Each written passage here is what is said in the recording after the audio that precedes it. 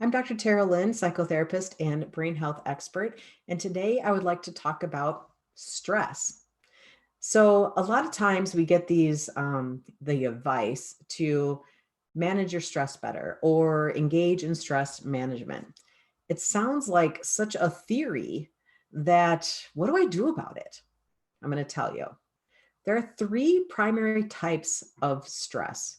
You have emotional stress, you have dietary stress, and you have hidden sources of inflammatory stress, which can equal physical pain. Of those three, the easiest one, in my opinion, to manage would be the dietary stress, because we can control easier what we put into our mouths, and more than we can control our emotional stress, and even more than we can control our inflammatory stress. So dietary stress can actually impact both emotion stress and inflammatory stress if we're choosing good food. The other piece of this is looking at our emotional stress. And in emotional stress, grief and loss, anxiety and fear, grief and loss are the number one predictors of emotional stress. So, managing your grief and loss is going to be very important, but also signaling to your body that the threat is gone and the grief and loss are over. How do you do that? Well, most people, we like to outsource our stress. So if somebody just helps me do this thing, or if I didn't have all these things to do, then I would automatically feel better. Unfortunately, in today's day and age, with what we're going through, our stress is chronic and there's not a lot to take off our plates. So we say things like this: when the pandemic is over, I'll feel better. When I don't have to do these things anymore, I'll feel better. We can't sit and wait for somebody or something to take that off our plate.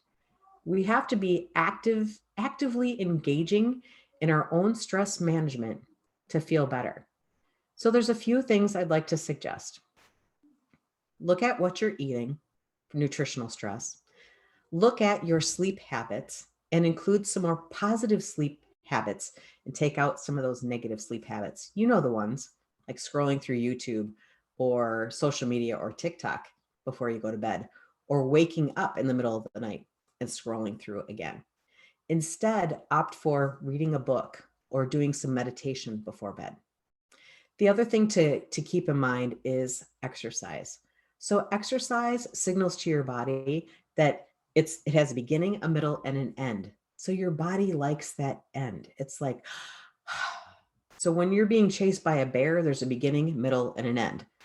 Sometimes the end could be terrible, but also sometimes the end can be celebratory and your body goes, that's the one thing that we don't have going for us right now.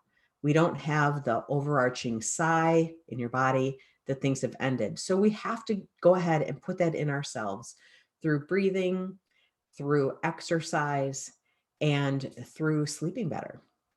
I'm Dr. Teralyn, Brain Health Pro, and I would love if you would comment your favorite ways to fight stress. Also, make sure you subscribe to my channel and check me out across social media platforms.